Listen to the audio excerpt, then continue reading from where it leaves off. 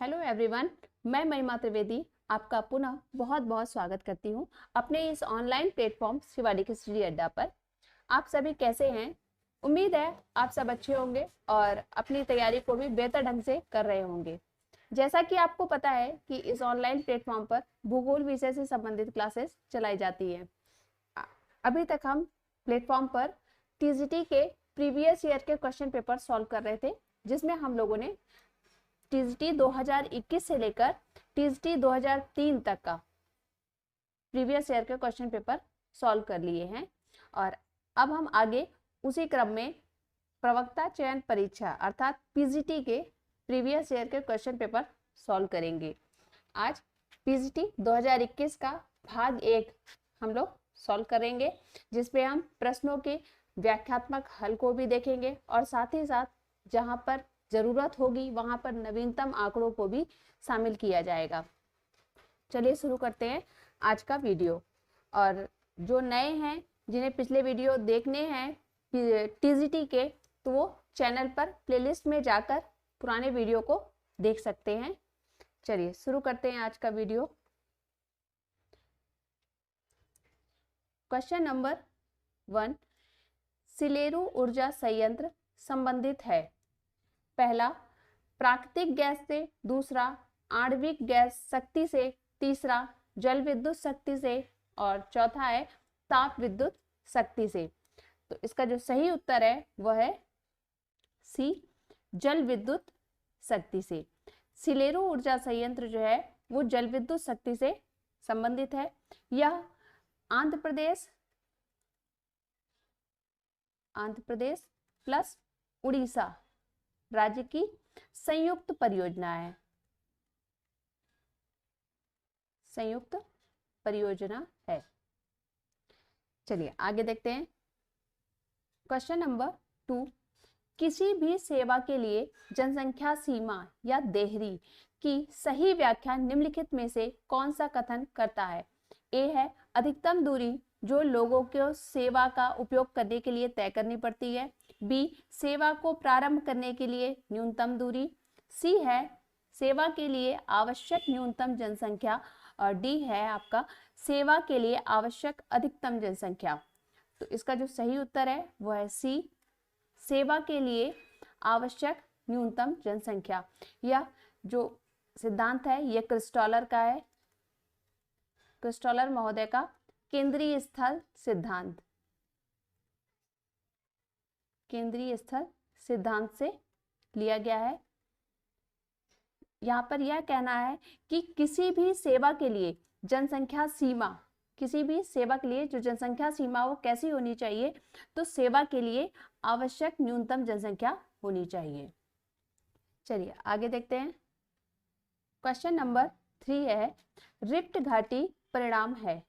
ए, संवलन का, बी, भ्रंशन का, सी, नापे का और डी है वलन का। तो इसका जो सही आंसर है वह है बी, भ्रंशन का। रिफ्ट घाटी भ्रंशन का परिणाम है। और देखिए क्षैतिज संचलन, भूपटल पर क्षैतिज संचलन होता है।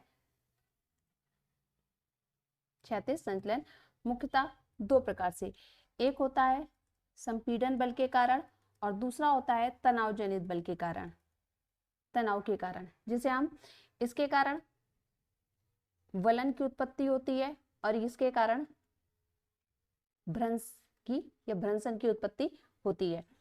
तो ये भ्रंशन का ही, रिफ्ट घाटी जो है ये भ्रंशन का ही परिणाम है। क्या होता है? जब भूपटल में तल के सहारे चट्टानों का स्थानांतरण हो जाता है, भूपटल में,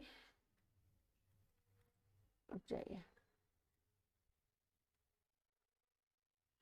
ऐसे कुछ इस प्रकार से आकृति होती है रिफ्ट घाटी की कि इसके जो आसपास का जो भूपटलीय क्षेत्र होता है वो ऊंचा उठा होता है और यह भाग भ्रंश के कारण नीचे धंस जाता है, जिसे हम रिफ्ट घाटी के नाम से जानते हैं। चलिए आगे देखते हैं। चौथा है, कुजबास क्षेत्र के लिए प्रसिद्ध है। ए, लौह अयस्क, बी, ताम्र अयस्क, सी, सोना और डी है कोयला। तो इसका सही उत्तर जो है डी है कोयला। कुजबास जो है कोयला के लिए प्रसिद्ध है। यह मुख्य रूप से रूस का एक प्रमुख कोयला क्षेत्र है। रूस का प्रमुख कोयला क्षेत्र है। इसके अतिरिक्त हम रूस के और कोयला क्षेत्र देख लेते हैं, जिसमें प्रमुख है इर्कुटस्क बेसिन, पचौरा बेसिन, यूराल, टूला,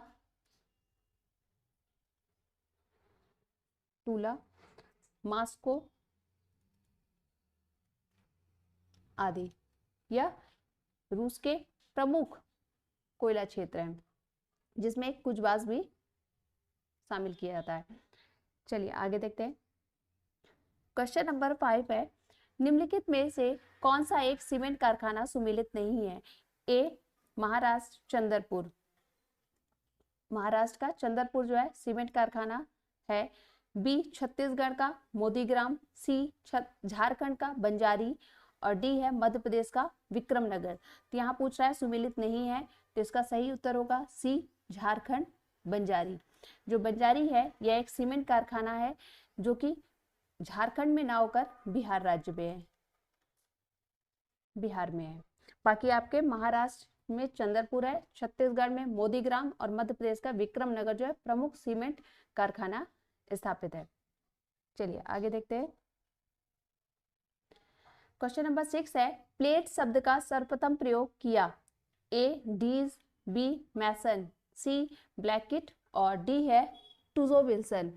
तो प्लेट का जो इसका जो सही उत्तर है वह है डी। प्लेट शब्द का सर्वप्रथम प्रयोग टूजो विल्सन ने किया था। यह एक कनाडा के प्रमुख भूगर्भ शास्त्री है जिन्होंने प्लेट शब्द का प्रयोग किया। वहीं पे प्लेट टेक्टोनिक शब्द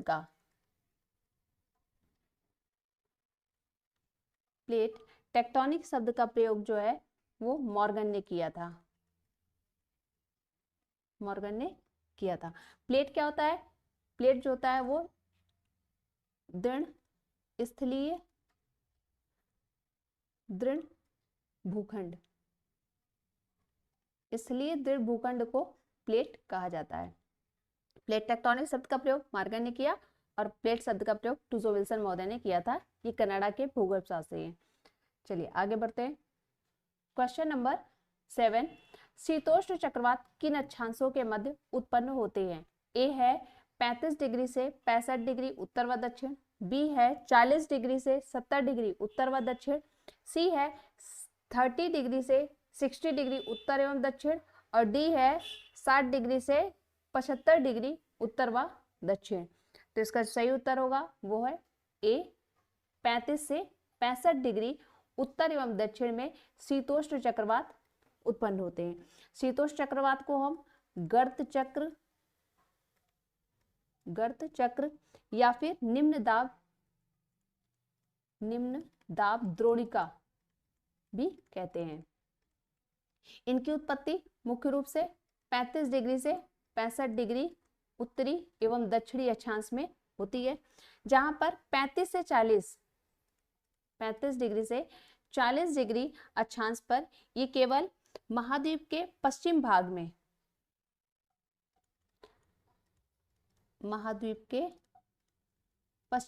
में शीत ऋतु में चलते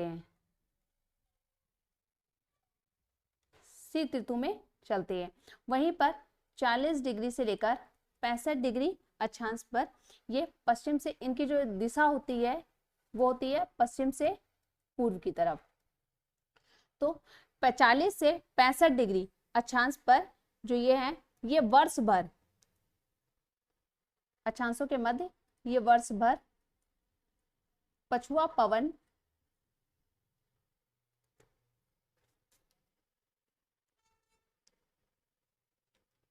पवन की पेटी में चलते हैं।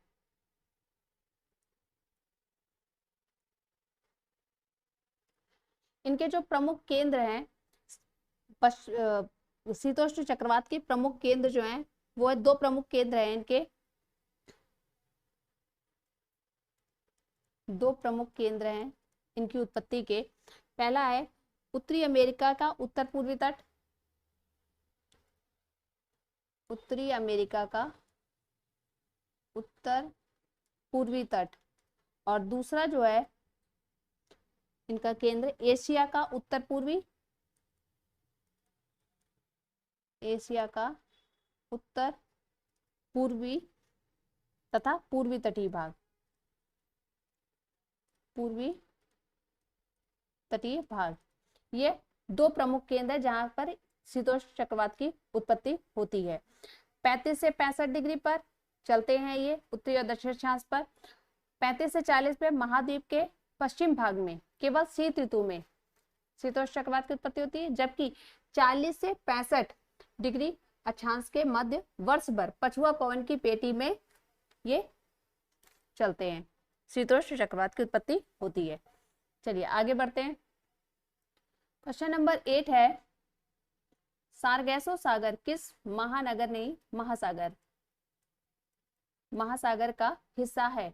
ए उत्तर अटलांटिक महासागर, बी दक्षिण अटलांटिक महासागर, सी प्रशांत महासागर, डी उत्तरी आर्कटिक महासागर।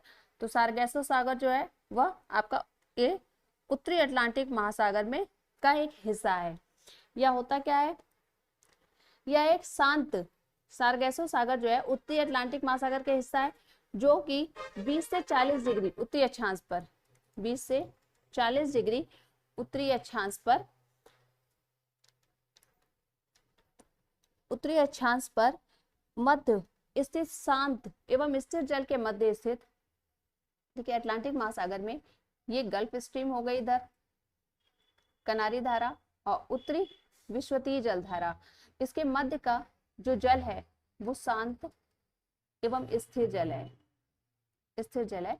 तो यहाँ पर एक प्रकार की वनस्पति, जड़ विहीन वनस्पति या घास जो होती है वो है, जिसके कारण इसे सारगैसो सागर कहा जाता है। उस घास का नाम है सारगैसम, सारगैसम कहते हैं, पुर्तगाली भाषा में उसे सारगैसम कहा जाता है। इसीलिए इस क्षेत्र को, शांत एवं मिश्रित क्षेत्र को हम सारगैसो सागर का नाम देते हैं। यह उत्तरी अटलांटिक महासागर का एक हिस्सा है। चलिए आगे देखते हैं। क्वेश्चन नंबर 9, जापान देश के अंतर्गत सबसे बड़ा द्वीप कौन है? ए होक्काइडो, बी होन्शु, सी क्यूशु, डी शिकोकू। तो इसका जो सही उत्तर है वह है बी होन्शु। जापान का सबसे बड़ा द्वीप जो है वो होन्शु द्वीप है। दूसरे नंबर पर आता है होक्काइडो, ये दूसरे स्थान पर है, और तीसरे स्थान पर है क्यूशु। क्यूशु जो है वो तीसरे स्थान पर है। चलिए आगे बढ़ते हैं। क्वेश्चन नंबर 10, ओजोन परत अवस्थित है? ए क्षोभ मंडल में, बी क्षोभ सीमा में, सी प्रकाश मंडल में, और डी है समताप मंडल में। तो ओजोन परत जो है उसका आंसर है डी सही होगा, समताप मंडल पर स्थित है। ओजोन परत समताप मंडल पर स्थित है। जब वायुमंडलीय परत हम यहाँ देखते हैं,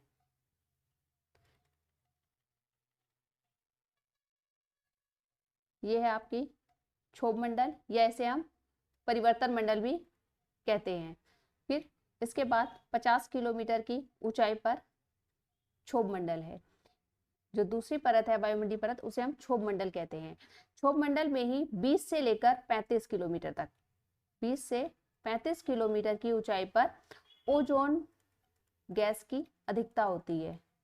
ओजोन गैस की सघनता या अधिकता होती है, जिसके कारण हम इसे ओजोन मंडल भी कहते हैं।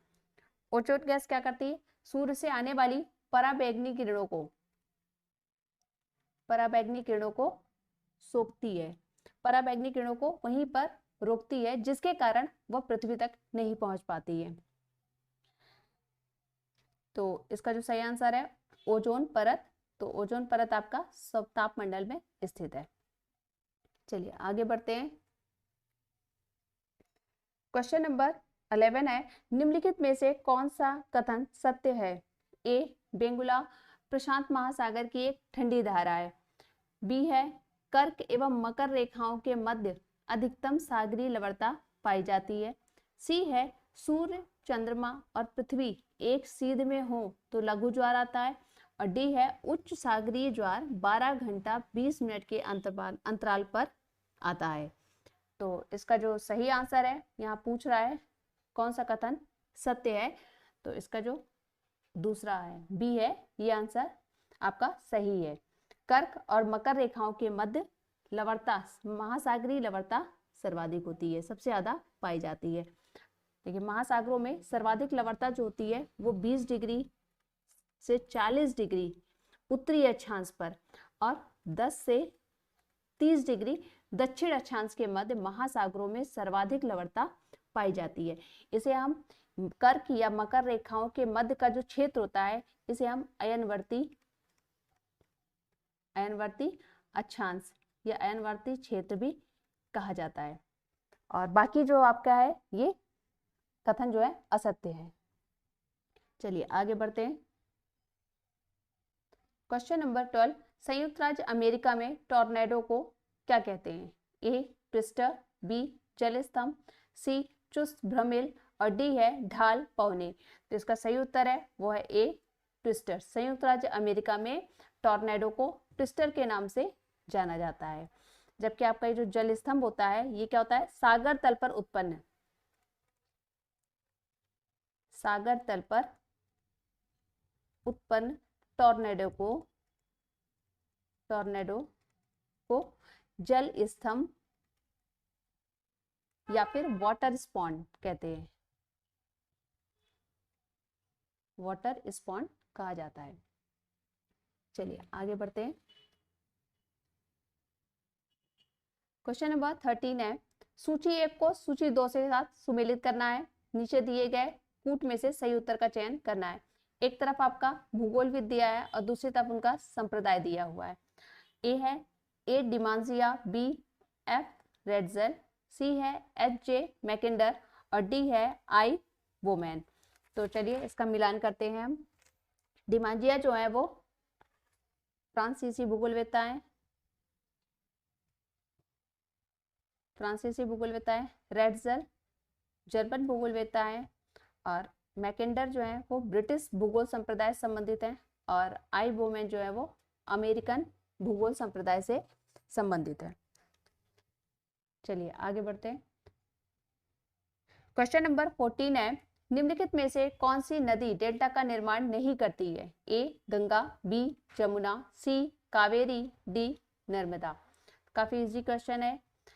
आपको पता है भारत में नर्मदा और ताप्ती दो ऐसी नदियां हैं जो डेल्टा का निर्माण नहीं करती हैं और ना तो ये बंगाल की खाड़ी में पूर्व की ओर प्रवाहित होता है, बंगाल की खाड़ी में अपने जल को नहीं गिराती हैं, बल्कि ये पश्चिम की तरफ प्रवाहित होती हुई अरब सागर में अपने जल को गिराती हैं।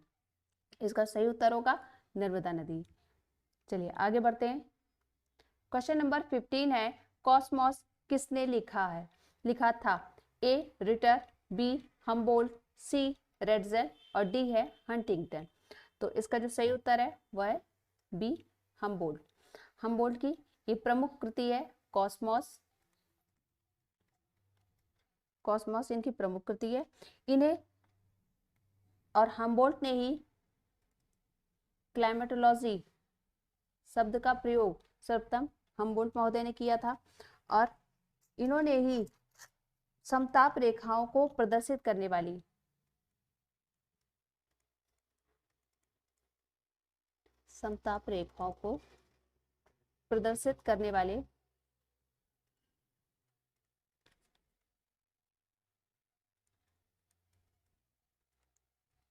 वाले विश्व मानचित्र का निर्माण किया था। इन्होंने समताप रेखाओं को प्रदर्शित करने वाले विश्व मानचित्र का निर्माण किया था। सर्वप्रथम क्लाइमेटोलॉजी शब्द का प्रयोग किया था, समताप रेखाओं को प्रदर्शित करने वाले विश्व मानचित्र का निर्माण किया था और कॉस्मोस जो है इनकी प्रमुख कृति है। वहीं पर रिटर जो है इनकी जो प्रमुख कृति है अर्धकुंडे, रेडजेल की एंथ्रोपोजियोग्राफी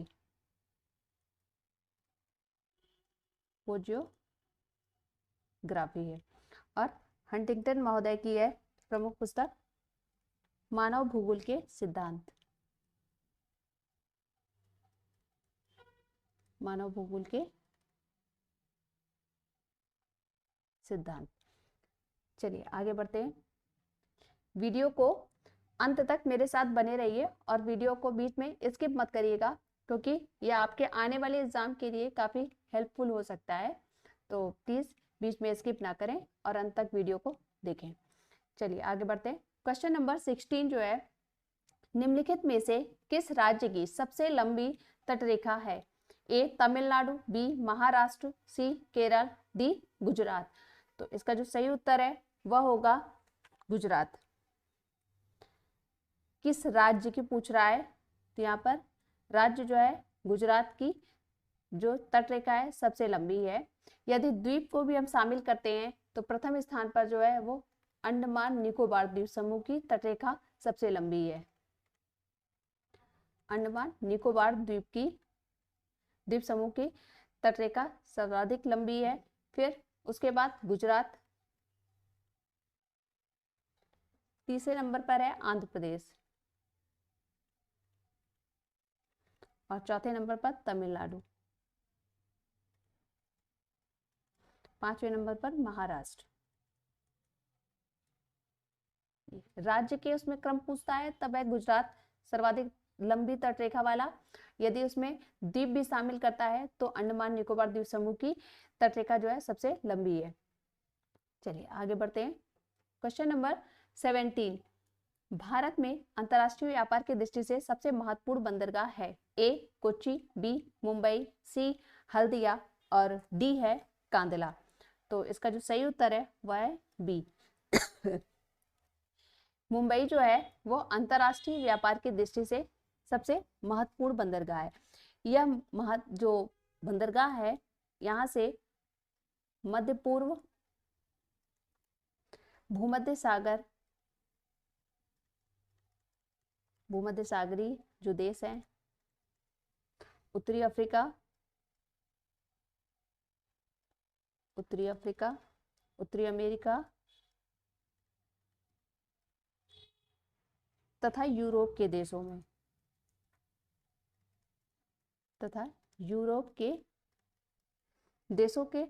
के सामान्य जो मार्ग है उनके निकट स्थित है।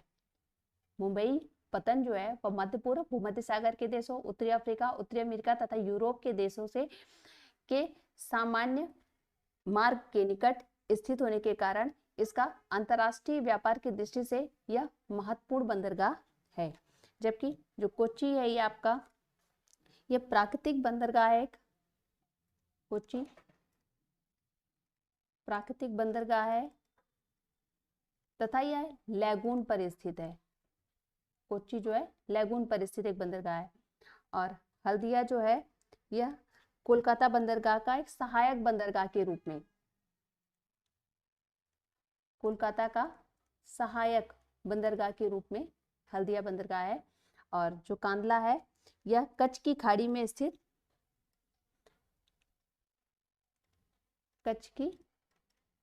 में स्थित एक प्राकृतिक बंदरगाह है और प्रधानता यह आयातक है।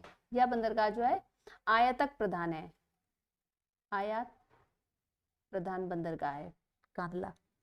चलिए आगे बढ़ते हैं। क्वेश्चन नंबर 18, डिमांजिया ने मकानों का वर्गीकरण किस आधार पर किया है? ए कार्यों के आधार पर, बी निर्माण सामग्री के आधार पर, सी पारस्परिक दूरी के आधार पर और डी है आकार के आधार पर। तो इसका सही उत्तर है ए कार्यों के आधार पर। डिमांजिया महोदय ने मकानों का वर्गीकरण कार्यों के आधार पर किया था। यह एक डिमांजिया जो है फ्रांसीसी भूगोलवेत्ता हैं, ब्लास के शिष्य, और इनकी प्रमुख पुस्तक है पिकार्डी और दूसरी है इनकी पुस्तक the problem of human geography, the problems of human geography इनकी प्रमुख पुस्तक है। चलिए आगे बढ़ते हैं। क्वेश्चन नंबर 19, भू अभिनति को चारों ओर से घेरने वाले दृढ़ भूखंड को कोबर द्वारा नाम दिया गया है? ओरोजेन, प्राइमरम, स्वसिन व डी है क्रेटोजेन। तो इसका सही उत्तर है भू सन्निधि को चारों ओर से घेरने वाले भूखंड को कोबर ने क्रेटोजेन के नाम से, या क्रेटोजेन नाम दिया है उन्होंने। कोबर ने भूसन्नति सिद्धांत दिया था, भूसन्नति सिद्धांत, जो कि पर्वत निर्माण से संबंधित है, पर्वत निर्माण से संबंधित एक प्रमुख सिद्धांत है। भूसन्नति क्या होता है? भूसन्नति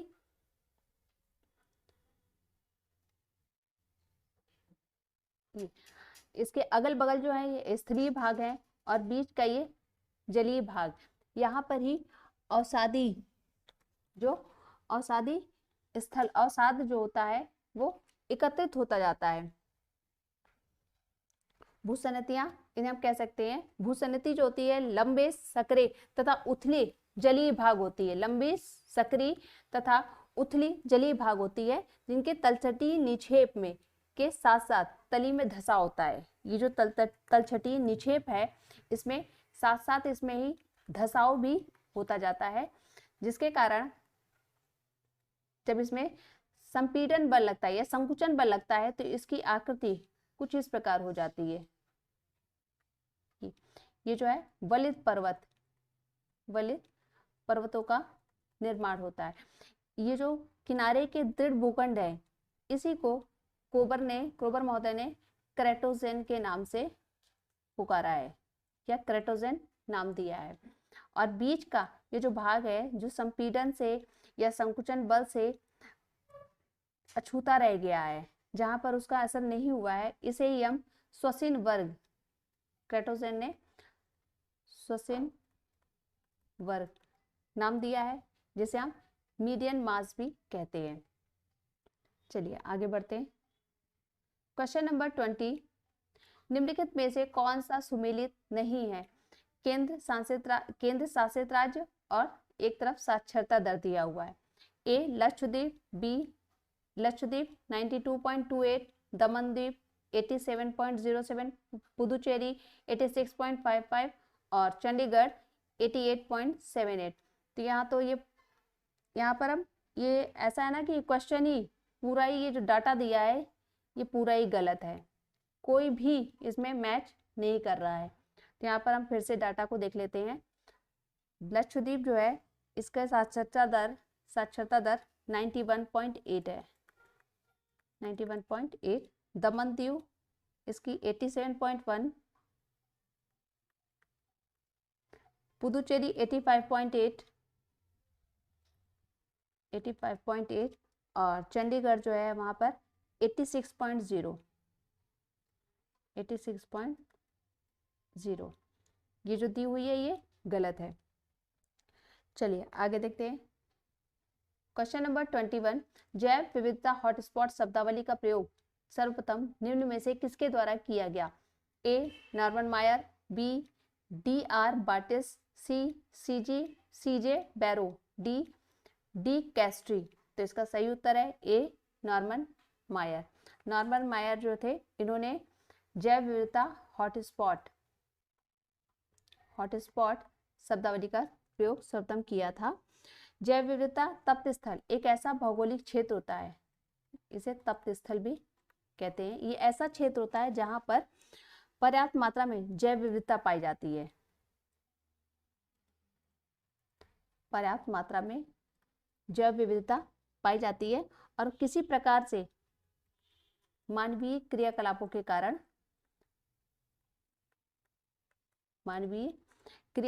के कारण संकट में आ रही है। तो इसी को हम हॉटस्पॉट क्षेत्र, तप्त स्थल क्षेत्र कहा जाता है। जैव विविधता का तप्त स्थल या हॉटस्पॉट कहा जाता है। चलिए आगे देखते हैं। क्वेश्चन नंबर 22, निम्नलिखित में से कौन सा कथन असत्य है? ए उत्तरी गोलार्ध की औसत लवणता दक्षिणी गोलार्ध से कम है, बी गल्फ स्ट्रीम यूरोप के उत्तरी पश्चिमी तट पर लवणता बढ़ा देती है, सी प्रतिचक्रवाती दशाएं लवणता को घटा देती हैं, और डी भूमध्य सागर के पूर्वी भाग में पश्चिमी भाग की तुलना में अधिक लवणता पाई जाती है। यहाँ पूछ रहा है कौन सा कथन असत्य है। इसका सही उत्तर है सी प्रतिचक्रवाती दशाएं जो होती हैं लवणता को घटाती नहीं है बल्कि बढ़ा देती है। लवणता को बढ़ा देती हैं। चलिए आगे बढ़ते हैं। Question number 23, Cocos killing basin कहाँ स्थित है? ए हिंद महासागर, बी प्रशांत महासागर, सी आर्कटिक महासागर और डी उपर्युक्त में से कोई नहीं। कोकोस किलिंग बेसिन जो है ए हिंद महासागर में स्थित है। इसे कोकोस द्वीप समूह या फिर किलिंग द्वीप समूह कहा जाता है, द्वीप समूह भी कहा जाता है, या मुख्य रूप से ऑस्ट्रेलिया और श्रीलंका के मध्य, ऑस्ट्रेलिया और श्रीलंका के मध्य स्थित है, जिसपे कोकोस किलिंग बेसिन जो है या कोकोस किलिंग द्वीप समूह है, इस पे ऑस्ट्रेलिया का अधिकार है। चलिए आगे देखते हैं। क्वेश्चन नंबर 24, वातावरण नियतिवाद की विचारधारा का जन्म किस देश में हुआ था? ए है जर्मनी, बी फ्रांस, सी ब्रिटेन और डी है भारत। इसका सही उत्तर है ए जर्मनी। वातावरण नियतिवाद या वातावरण निश्चयवाद या पर्यावरण नियतिवाद का जो जन्म था वो जर्मनी में हुआ था। इस सिद्धांत का मानना था कि मानव का विकास उसके वातावरण द्वारा ही होता है। मानव का विकास वातावरण द्वारा ही निश्चित होता है। वातावरण ही मानव के जीवन यापन के ढंग को भी निर्धारित करता है। और रेडजेल महोदय जो थे उन्होंने वातावरण नियतिवाद का रेडजेल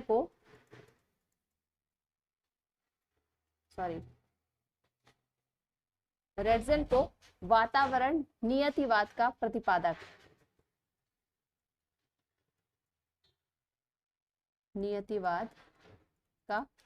प्रतिपादक माना जाता है। प्रतिपादक, या फिर ये कह सकते हैं कि रेडजेल महोदय तो थे ये वातावरण नियतिवाद के प्रमुख प्रतिपादक थे। चलिए आगे देखते हैं। क्वेश्चन नंबर 25, हरित क्रांति शब्दावली का प्रयोग सर्वप्रथम किसने किया था? A doctor William Gaud, B doctor Norman Borlaug, C doctor Swaroop Singh और डी है डॉक्टर रिचर्ड बैटफील्ड। तो हरित क्रांति शब्दावली पूछ रहा है, तो इसका सही उत्तर है ए डॉक्टर विलियम गॉड ने। डॉक्टर विलियम गॉड ने सर्वप्रथम हरित क्रांति शब्द का प्रयोग किया था।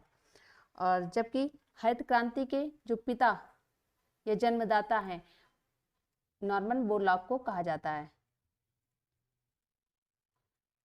हरित क्रांति के पिता या जनक नॉर्मन बोरलॉग को कहा जाता है। चलिए आगे देखते हैं। क्वेश्चन नंबर 26, वितलीय मैदान पाए जाते हैं। ए निम्न नदी घाटियों, बी महासागरीय खाइयों, सी अंतः महासागरीय कंदराओं और डी है गहरे सागरीय मैदानों में। तो जो वितलीय मैदान है इसका सही उत्तर होगा डी गहरे महासागरीय मैदानों में वितलीय मैदान पाए जाते हैं।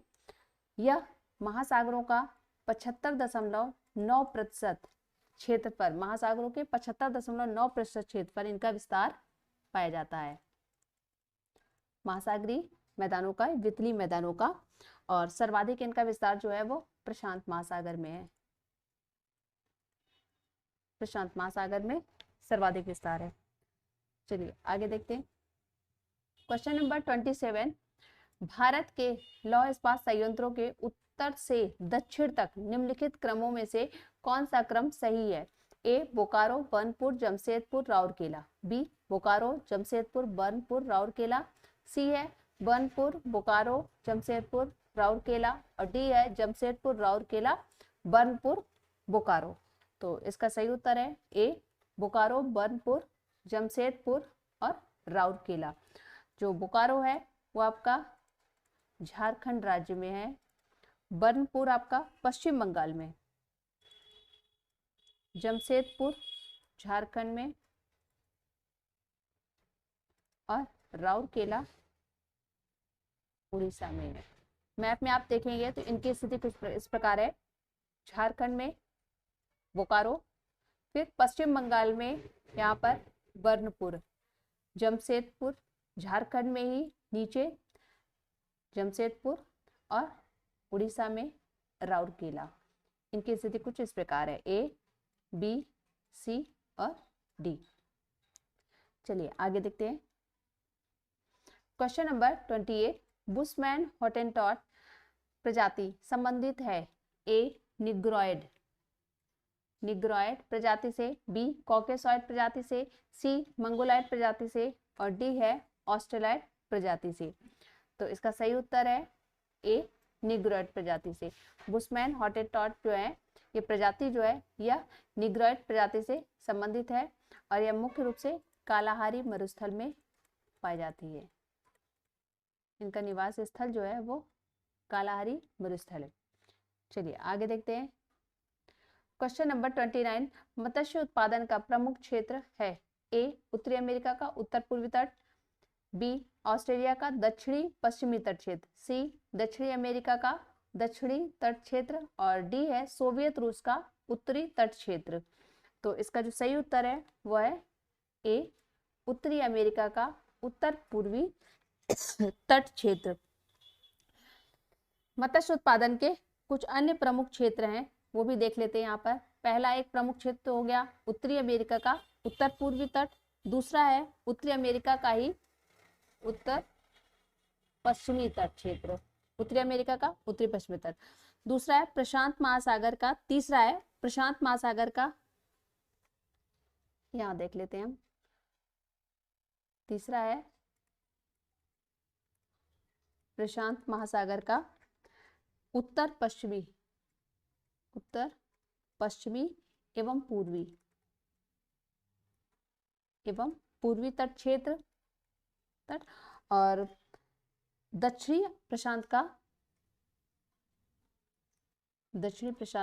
पेरू तट क्षेत्र। यह प्रमुख विश्व के प्रमुख मत्स्य उत्पादन क्षेत्र है। देखिए पहला है उत्तरी अमेरिका का उत्तरी पूर्वी तट, दूसरा उत्तरी अमेरिका का ही उत्तर पश्चिमी तट, तीसरा है प्रशांत महासागर का उत्तरी पश्चिमी एवं पूर्वी तट, और लास्ट में दक्षिण प्रशांत का पेरू तट क्षेत्र। यह विश्व के हैं। और यदि हम शीर्ष उत्पादन राज्य भारत में देखते हैं, शीर्ष मत्स्य उत्पादन जो राज्य हैं वह है आंध्र प्रदेश। प्रथम स्थान पर है आंध्र प्रदेश, दूसरे स्थान पर पश्चिम बंगाल, तीसरे स्थान पर है गुजरात, फिर उड़ीसा। यह 4 प्रमुख मत्स्य उत्पादन राज्य हैं। चलिए आगे बढ़ते हैं। क्वेश्चन नंबर 30, झूम क्या है? एक लोक नृत्य, बी, एक नदी घाटी का नाम, सी, एक जनजाति, डी, खेती की पद्धति। तो इसका सही उत्तर है डी, खेती की पद्धति। झूम कृषि जो है वह खेती का एक प्रकार है। यह मुख्य रूप से उत्तर पूर्वी भारत के उत्तर पूर्वी राज्यों में देखने को मिलती है। इसमें एक वन क्षेत्र को जला दिया जाता है, वनों को या वृक्षों को काट कर जला दिया जाता है। उसके बाद वहां पर खेती की जाती है कुछ वर्षों तक, 3-4 वर्षों तक। जब उस मृदा की उत्पादकता जो होती है, उत्पादन क्षमता जो कम होने लगती है, उपजाऊपन उनका कम हो जाता है, तो यही कार्य फिर वो दूसरी जगह स्थानांतरित होकर यही काम दूसरे स्थान पर करते हैं। इसलिए इसे झूम कृषि या स्थानांतरित कृषि भी कहते हैं। चलिए आगे देखते हैं। क्वेश्चन नंबर 31, पर्यावरण संरक्षण अधिनियम भारत के किस वर्ष में लागू किया गया? ए 1986, बी 1999, 1908, और सी है 1981, डी है 1974। तो इसका जो सही उत्तर है पर्यावरण संरक्षण अधिनियम जो है ए 1986 में लागू किया गया था। और कुछ अन्य हम यहाँ देख लेते हैं। वन संरक्षण अधिनियम ये जो है 1980 में लागू किया गया। और वन्य जीव संरक्षण अधिनियम, वन्य जीव संरक्षण अधिनियम ये 1972 में लागू किया गया था। चलिए आगे देखते हैं। क्वेश्चन नंबर 32, विश्व में ऊर्जा संकट का समाधान क्या है? ए वैकल्पिक ऊर्जा, बी ऊर्जा कटौती, सी पेट्रोलियम और डी है कोयला। तो यहाँ पर ऊर्जा संकट का समाधान पूछ रहा है, तो इसका सही उत्तर है ए वैकल्पिक ऊर्जा। वैकल्पिक ऊर्जा का प्रयोग करके हम ऊर्जा संकट को कम किया जा सकता है, रोका जा सकता है। चलिए आगे देखते हैं। क्वेश्चन नंबर 33, निम्नलिखित में से कौन सा एक कथन असत्य है? ए भारत के महानगरों एवं संनगरों की जनसंख्या में तीव्र गति से वृद्धि हो रही है। बी 4 महानगरों मुंबई, कोलकाता, चेन्नई और दिल्ली में देश के 85% से अधिक संपन्न लोग निवास करते हैं। सी संनगरों में निर्धनता, बेरोजगारी, असुरक्षा तथा अपराध की दर उच्च है। डी महानगरों एवं संनगरों में नगरीय सुविधाओं तथा आधारभूत सुविधाओं की पर्याप्तता है, फलतः जीवन आनंददायक है। यहाँ पर असत्य कथन असत्य पूछ रहा है, तो इसका जो सही उत्तर है वह है डी जो है ये इसका सही उत्तर है। यह कथन असत्य है। महानगरों एवं संनगरों में नगरीय सुविधाओं तथा आधारभूत सुविधाओं की पर्याप्तता है, ऐसा नहीं है। पहले हम देख लेते हैं ये संनगर क्या होते हैं। संनगर जो है विशाल नगरीय क्षेत्र, जो नगरों, जो अलग अलग नगरों और शहरों, नगरों एवं शहरों के आवास क्षेत्र मिलकर एक विशाल नगर का निर्माण करते हैं या विशाल नगर में बदल जाते हैं।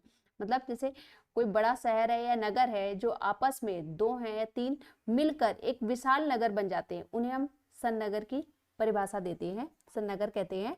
और जो ये नगरीय महानगर और संनगर है, यहाँ पर जो जीवन है वो आनंददायक नहीं है, बल्कि यहाँ पर मलिन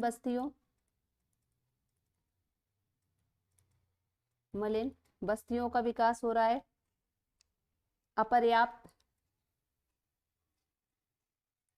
अपर्याप्त आधारभूत सुविधाएं,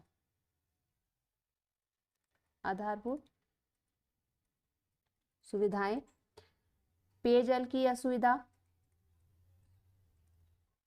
की कमी या असुविधा, गरीबी,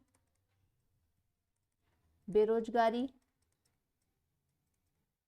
यहाँ की प्रमुख विशेषताएं हैं, ना कि वहां पर जीवन जो है आनंददायक है। तो यही कथन जो है असत्य है।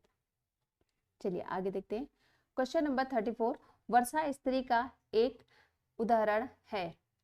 ए उच्च मेघ, बी मध्य मेघ, सी निम्न मेघ और डी है कोई नहीं। तो इसका सही उत्तर है सी निम्न मेघ। वर्षा स्त्री मेघ जो होता है वो निम्न मेघ का उदाहरण है। यहाँ पर हम देख लेते हैं जो उच्च मेघ होते हैं वह 6 से 12 किलोमीटर की ऊंचाई पर पाए जाते हैं। इसके अंतर्गत उच्च मेघ के अंतर्गत पछाव मेघ, पछाव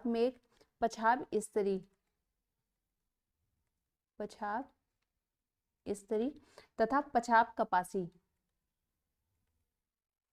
पछाव कपासी मेघ को शामिल किया जाता है। वहीं पर जो मध्य मेघ होते हैं इनकी ऊंचाई 2 से 6 किलोमीटर होती है, 2 से 6 किलोमीटर होती है। इसके अंतर्गत स्तरी मेघ,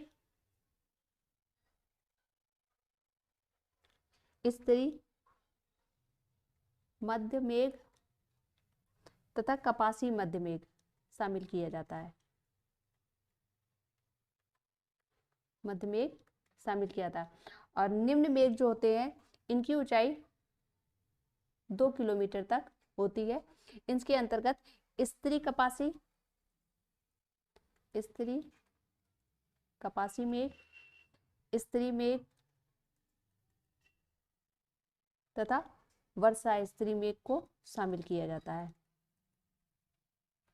वर्षा स्त्री मेघ को शामिल किया जाता है। चलिए आगे देखते हैं। क्वेश्चन नंबर 35, कास्ट मैदान उदाहरण है। ए यूगोस्लाविया का मैदान, बी पूर्वी इंग्लैंड का मैदान, सी डैन्यूब का मैदान और डी है फिनलैंड का मैदान। इसका सही उत्तर है कास्ट मैदान, यूगोस्लाविया का मैदान है। सॉरी, भूमिगत जल से बनी हुई स्थलाकृतियों को कास्ट स्थलाकृति कहते हैं। ये कास्ट मैदान जो है भूमिगत जल से निर्मित होते हैं और यूगोस्लाविया का मैदान जो है कास्ट मैदान का उदाहरण है। चलिए आगे देखते हैं। क्वेश्चन नंबर 36, निम्नलिखित कथनों की जांच कीजिए तथा नीचे दिए गए कूट का प्रयोग करके सही उत्तर का चयन कीजिए। ए, दक्षिणी दोलन का वाकर परिचालन से घनिष्ठ संबंध है। 2, गिलबर्ट वाकर भारतीय मौसम विज्ञान सेवा के अध्यक्ष थे। सी, दक्षिणी दोलन का सकारात्मक सूचकांक निर्बल व्यापारिक पवनों का सूचक है। और डी है दक्षिणी दोलन का नकारात्मक सूचकांक हिंद महासागर में उच्च दाब एवं पूर्वी प्रशांत महासागर में निम्न दाब अंकित करता है। तो इसका जो सही उत्तर है वह है सी, 1, 2 और 4 जो सही है। पहला है दक्षिणी दोलन का वाकर परिचालन से घनिष्ठ संबंध है, यह भी सही है। दूसरा, गिलबर्ट वाकर भारतीय मौसम विज्ञान सेवा के अध्यक्ष थे, ये भी सही है। और चौथा है दक्षिण दोलन का नकारात्मक सूचकांक जो है वो हिंद महासागर में उच्च दाब एवं पूर्वी प्रशांत महासागर में निम्न दाब को इंगित करता है। बल्कि जो आपका तीसरा है दक्षिण दोलन का सकारात्मक सूचकांक निर्बल व्यापारिक पवनों का सूचक है, यह गलत है। इसका सही उत्तर है पहला, दूसरा और चौथा। चलिए आगे देखते हैं। क्वेश्चन नंबर 37, क्षेत्रीय विभेदन की संकल्पना को भी कहा जाता है। ए है अपवादवाद, बी जीव भूविस्तार और सी है क्रमबद्ध भूगोल, डी प्रादेशिकतावाद। तो इसका आंसर जो है वो है बी जीव भूविस्तार, जिसे कोरोलॉजी कहते हैं। स्ट्रैबो महोदय ने इसे भूविस्तार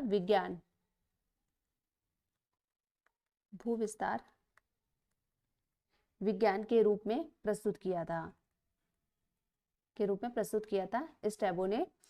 और जो क्षेत्रीय विभेदीकरण होता क्या है, क्षेत्रीय विभेदीकरण या क्षेत्रीय विभेदन होता क्या है, एक क्षेत्र में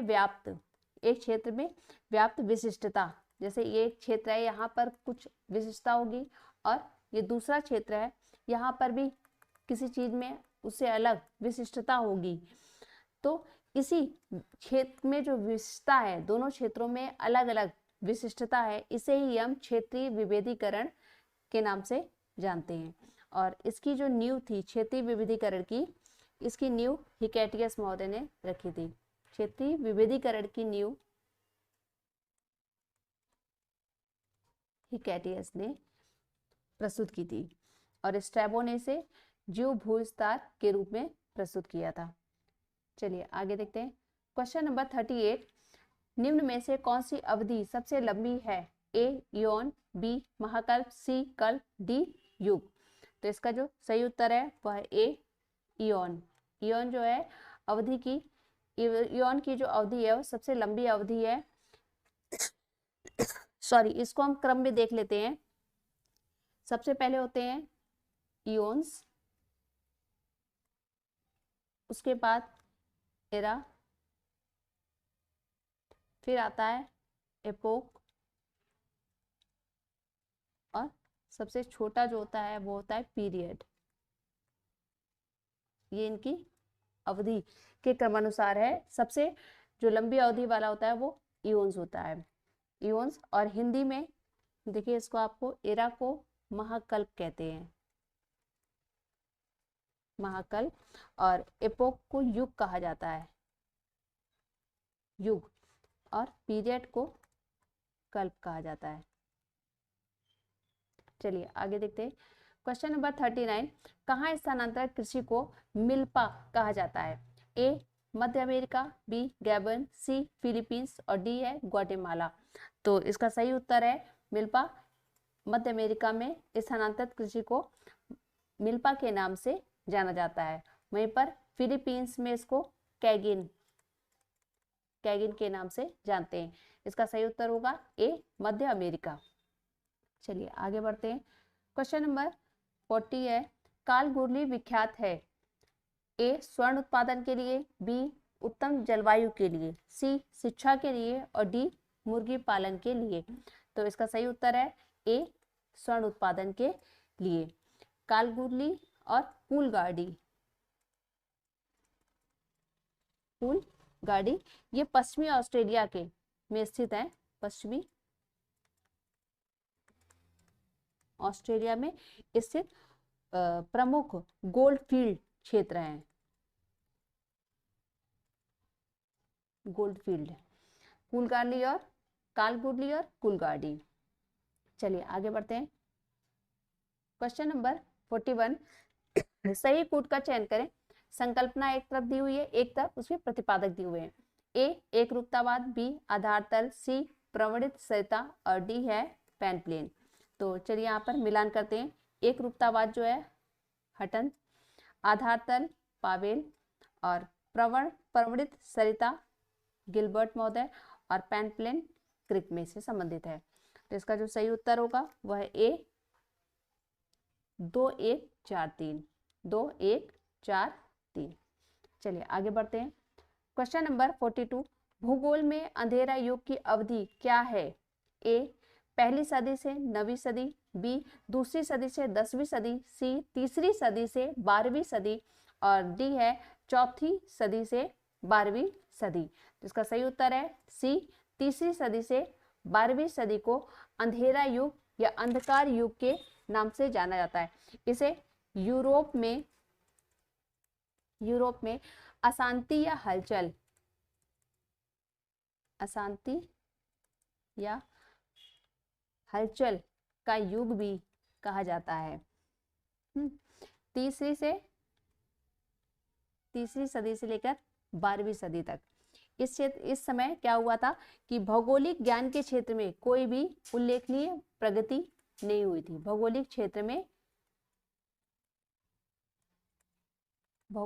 में कोई भी प्रगति नहीं हुई थी, इसलिए इसे अंधकार युग या अंधेरा युग के नाम से जानते हैं। चलिए आगे देखते हैं। Question number 43, the people of India के लेखक कौन है। A, B.S. Guha, B, sir Herbert Risley, C, J.H. Hutton, D, D.N. Majumdar. तो इसका जो सही उत्तर है वह है B, sir Herbert Risley. The people of India के लेखक सर हर्बर्ट रिजले हैं। चलिए आगे देखते हैं।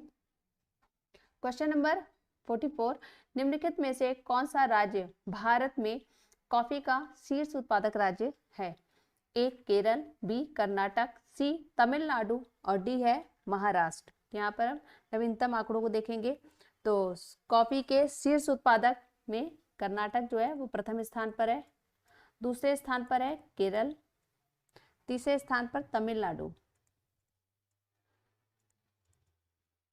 तमिलनाडु और जबकि विश्व में जो कॉफी का शीर्ष उत्पादक देश है वो है ब्राजील। चलिए आगे बढ़ते हैं। क्वेश्चन नंबर 45, टेहरी बांध संगम पर स्थित है। ए, अलकनंदा तथा भागीरथी के, बी, भागीरथी तथा मंदाकिनी के, सी, अलकनंदा तथा मंदाकिनी के और डी है भागीरथी तथा मंदाकिनी के। यहाँ पर गलत है, मंदाकिनी नहीं होगी, यहाँ पर भागीरथी भीलांगना, मतलब यहाँ पे सारे ऑप्शन गलत दिए हुए हैं। भागीरथी तथा भीलांगना नदी के संगम पर टिहरी बांध निर्मित है। चलिए आगे देखते हैं।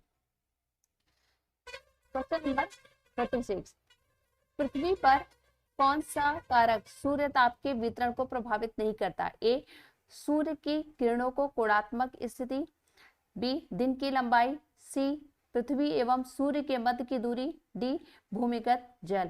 तो यहाँ पर सूर्य की किरणें कोणात्मक स्थिति जो होती है सूर्य ताप को प्रभावित करती है, दिन की लंबाई भी सूर्य ताप को प्रभावित करती है और पृथ्वी और सूर्य के मध्य की जो दूरी होती है उससे भी सूर्य ताप के वितरण में प्रभाव पड़ता है। जबकि जो भूमिगत जल है इससे कोई भी प्रभाव नहीं पड़ता है, सूर्य ताप के वितरण को प्रभावित नहीं करता है भूमिगत जल। तो इसका सही उत्तर होगा डी, भूमिगत जल। चलिए आगे देखते हैं।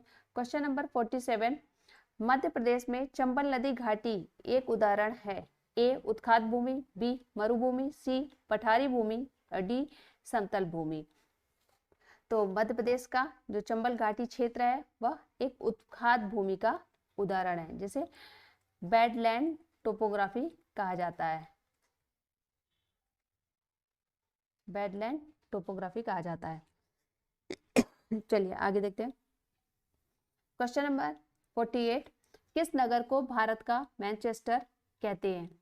ए कानपुर, बी मुंबई, सी बड़ौदा और डी है अहमदाबाद। तो इसका सही उत्तर है डी अहमदाबाद। अहमदाबाद को भारत का मैनचेस्टर कहा जाता है। वहीं पर जो कानपुर है ये आपका, ये उत्तर प्रदेश का मैनचेस्टर कहलाता है। मैनचेस्टर कहलाता है। मैनचेस्टर जो है यह ग्रेट ब्रिटेन में स्थित है। ग्रेट ब्रिटेन जो कि सूती वस्त्र केंद्र है, प्रमुख सूती वस्त्र केंद्र है। इसीलिए भारत में अहमदाबाद को उपमा दी गई है भारत के मैनचेस्टर के रूप में, और कानपुर को उत्तर प्रदेश का मैनचेस्टर कहा जाता है। चलिए आगे देखते हैं। क्वेश्चन नंबर 49, निम्नलिखित में से भारत की किन जिलों में सबसे बड़ी अभ्रक मेखला पाई जाती है? ए बालाघाट तथा छिंदवाड़ा, बी उदयपुर, अजमेर तथा अलवर, सी सलेम और धर्मपुरी, डी हजारीबाग, गया और मुंगेर। तो जो भारत में अभ्रक मेखला है वो डी हजारीबाग, गया और मुंगेर जिले में पाई जाती है। हजारीबाग जो है आपका झारखंड में स्थित है और गया और मुंगेर बिहार राज्य में स्थित है। इसे अभ्रक मेखला के रूप में। क्वेश्चन नंबर 50, नीचे दिए गए दो कथनों में एक को अभिकथन तथा दूसरे को कारण के रूप में दिया गया है। नीचे दिए गए कूट से सही उत्तर का चयन कीजिए। अभिकथन ए, तिब्बत पठार के ऊपर क्षोभ मंडल के मध्य भाग पर 500 मिलीबार स्तर पर तापीय प्रतिचक्रवातीय दशाएं ग्रीष्मकालीन मानसून के समय उत्पन्न होती है। कारण है तिब्बत पठार उच्च तलीय उष्मा स्रोत के रूप में कार्य करता है। तो इसका जो सही आंसर है वह ए और आर दोनों सही है तथा आर ए की सही व्याख्या करता है। चलिए इसको समझ लेते हैं। जो तिब्बत का पठार है वो 4 से 5,000 मीटर की ऊंचाई पर वायुमंडल पर उठा हुआ है। वायुमंडल में 5 किलोमीटर है, हम कह सकते हैं 5 किलोमीटर की ऊंचाई पर ऊपर उठा हुआ है तिब्बत का पठार, जो कि ग्रीष्म ऋतु में गर्म हो जाता है। जब 4 से 5,000 मीटर की ऊंचाई पर उठा हुआ है तो ये 2 डिग्री से 3 डिग्री सूर्यताप भी अधिक प्राप्त करता है। यहाँ पर 2 से 3 डिग्री सूर्यताप अधिक प्राप्त होता है, जिसके कारण यह गर्म हो जाता है। ग्रीष्म ऋतु में यह गर्म हो जाता है और गर्म होकर इसके ऊपर प्रतिचक्रवाती तापीय प्रतिचक्रवाती स्थिति उत्पन्न होती है। जैसे ये तिब्बत का पठार है, तिब्बत का पठार, तो यहाँ पर प्रतिचक्रवाती स्थिति उत्पन्न हो जाती है क्योंकि वहां पर वायु गर्म होकर ऊपर उठती है। तो यहाँ पर तापीय प्रतिचक्रवात, जिसे थर्मल एंटीसाइक्लोन भी कहा जाता है। और कारण क्या है इसका? तिब्बत पठार उच्च तलीय ऊष्मा स्रोत के रूप में कार्य करता है, इसलिए इसका आर ए और आर दोनों सही है और आर ए की सही व्याख्या करता है। चलिए आगे देखते हैं। क्वेश्चन नंबर 51, मिस्र में गर्म व शुष्क हवाओं को क्या कहा जाता है? ए सिमुम, बी हरमट्टॉन, सी बोरा और डी है खमसिन। तो इसका जो राइट आंसर होगा वह है डी खमसिन। मिस्र में गर्म एवं शुष्क हवाओं को खमसिन कहा जाता है। यह मिस्र के उत्तरी भाग में चलने वाली गर्म एवं शुष्क पवन है, जबकि ये जो सिमुम है ये आपका सहारा और अरब मरुस्थल में सहारा और अरब मरुस्थल में चलने वाली गर्म और शुष्क पवन है। हरमट्टन जो है सहारा मरुक्षेत्र में चलने वाली गर्म हवा है। और बोरा जो है ये एड्रियाटिक तट पर प्रवाहित होने वाली ठंडी पवन है। चलिए आगे देखते हैं। क्वेश्चन नंबर 52, किन वनों को पृथ्वी का फेफड़ा कहा जाता है? ए उष्णकटिबंधीय वर्षा वाले वन, बी भूमध्य सागरीय, सी मानसूनी और डी कोरधारी। इसका जो राइट आंसर है वह ए उष्णकटिबंधीय वर्षा वाले वनों को पृथ्वी का फेफड़ा कहा जाता है। इन्हें अमेजन वर्षा वन भी कहते हैं। अमेजन वर्षा वन भी कहा जाता है।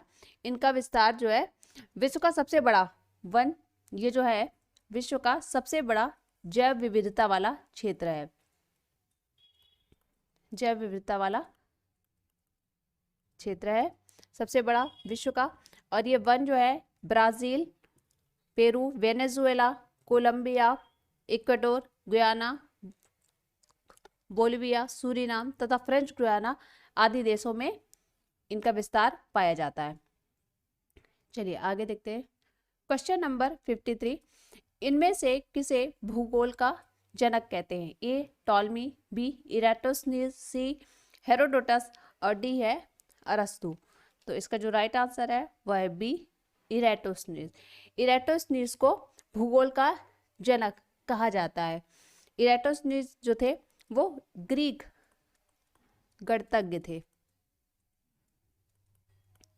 ग्रीक गणितज्ञ, भूगोलवेत्ता और एक खगोल शास्त्री भी। खगोल शास्त्री, ग्रीक गणितज्ञ एवं खगोल शास्त्री थे। चलिए आगे देखते हैं। Question number 54, sir Herbert Risley द्वारा भारतीय प्रजातियों को कितने वर्गों में वर्गीकृत किया गया था? ए 8, बी 6, सी 7 और डी है 9। इसका जो सही आंसर है वह है सी। सर हर्बर्ट रिजले ने भारतीय प्रजातियों को 7 वर्गों में बांटा था। यहाँ पर हम देख लेते हैं। पहला है इंडो आर्यन,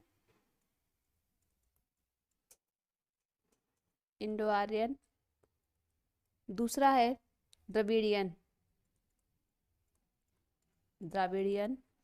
और तीसरा है मंगोलायड, चौथा है आर्य द्रविडियन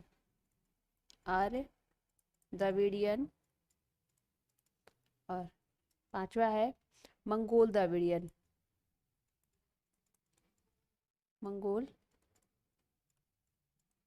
द्रविडियन और छठा है साइथो द्रविडियन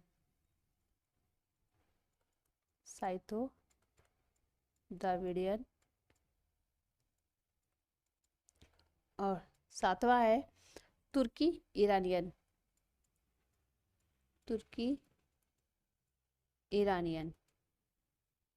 चलिए आगे देखते हैं। क्वेश्चन नंबर 55, हेरोडोटस निवासी था? ए मिस्र का, बी टर्की का, सी यूनान का और डी फ्रांस का।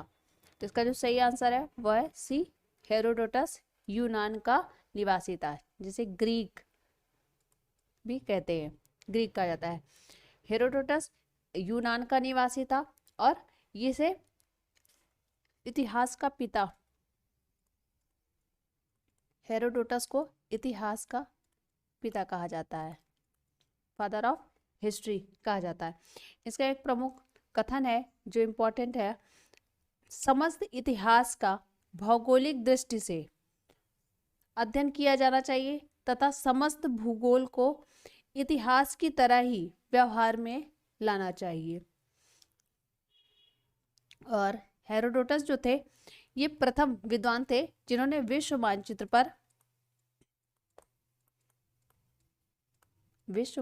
पर यामी उत्तर खींचने का प्रयास किया था। यामी उत्तर जिसे मेरिडियन कहा जाता है। यह में उत्तर खींचने का प्रयास किया था। चलिए आगे देखते हैं। क्वेश्चन नंबर 56, आधुनिक समुद्र विज्ञान के प्रणेता कौन है? ए जॉन मरी, बी थॉमसन, सी लुई अगस्टिस और डी एडवर्ड फोर्ब्स। इसका जो सही आंसर है वो है ए जॉन मरी। जॉन मरी को आधुनिक समुद्र विज्ञान के प्रणेता के रूप में जाना जाता है। सही उत्तर है जॉन मरी। चलिए आगे बढ़ते हैं। क्वेश्चन नंबर 57, गंगा के मैदान एवं दक्कन का पठार के मध्य निम्न में से कौन सा पर्वत आपस में बांटने का काम करता है, विभाजक का काम करता है? ए अरावली पर्वत, बी विंध्य पर्वत, सी सतपुड़ा पर्वत और डी अजंता पर्वत। तो इसका जो सही उत्तर है वह है बी विंध्य पर्वत। विंध्य पर्वत को उत्तर एवं दक्षिण के विभाजक के रूप में, दक्षिण भारत के विभाजक के रूप में जाना जाता है। चलिए आगे बढ़ते हैं। क्वेश्चन नंबर 58, अक्षांश को किस अक्षांश को तापीय भूमध्य रेखा कहा जाता है? ए 20 डिग्री दक्षिण, बी 15 डिग्री दक्षिण, सी 15 डिग्री उत्तरी और डी है 20 डिग्री उत्तरी।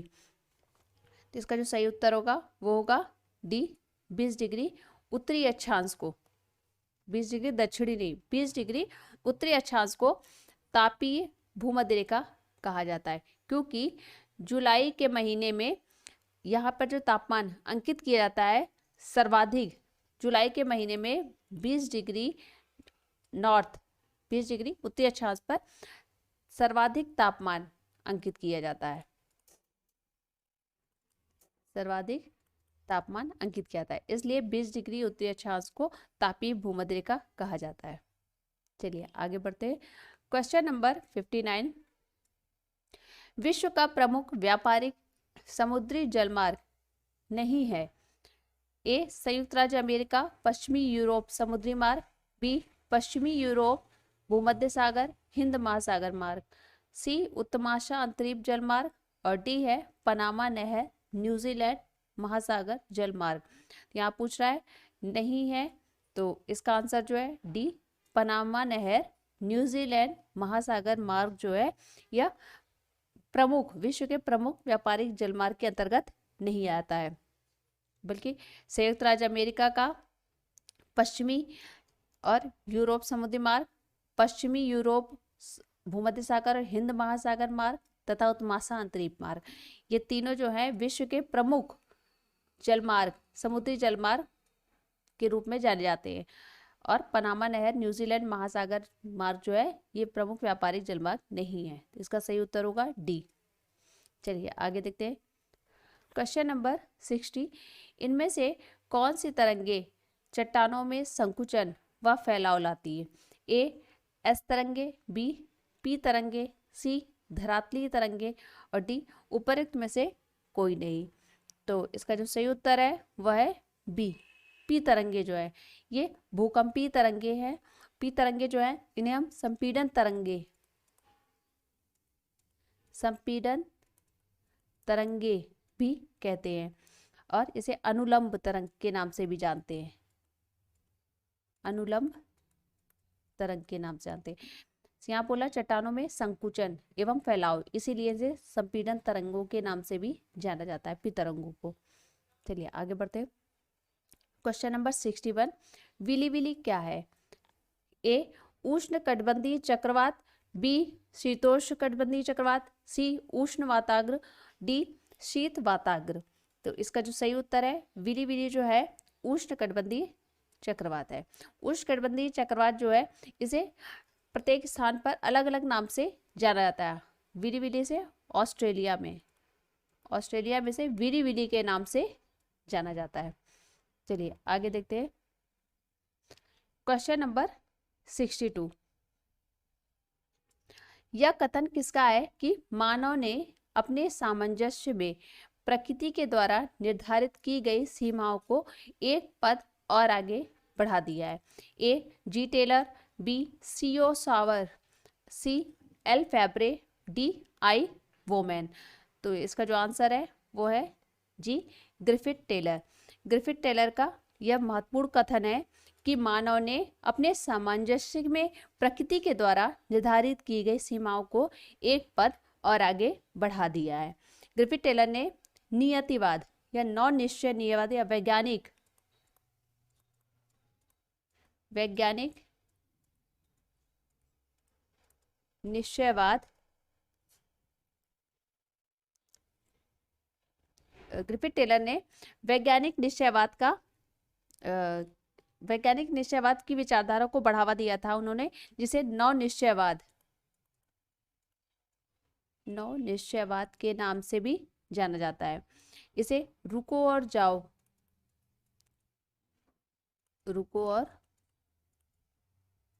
जाओ नियतिवाद भी कहा जाता है। इनके अनुसार, ग्रिफिथ टेलर के अनुसार, इन्होंने मानव को एक ट्रैफिक पुलिस की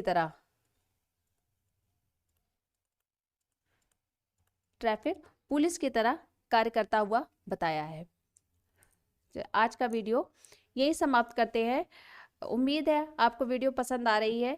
यदि पसंद आ रही है तो आप कमेंट करके ज़रूर बताएं, और कोई कन्फ्यूज़न है तो भी आप कमेंट कर सकते हैं। और वीडियो को शेयर करें, लाइक करें, और यदि नए हैं चैनल पर तो चैनल को ज़रूर से सब्सक्राइब करिए। चलिए मिलते हैं नेक्स्ट वीडियो में, तब तक के लिए बहुत बहुत धन्यवाद।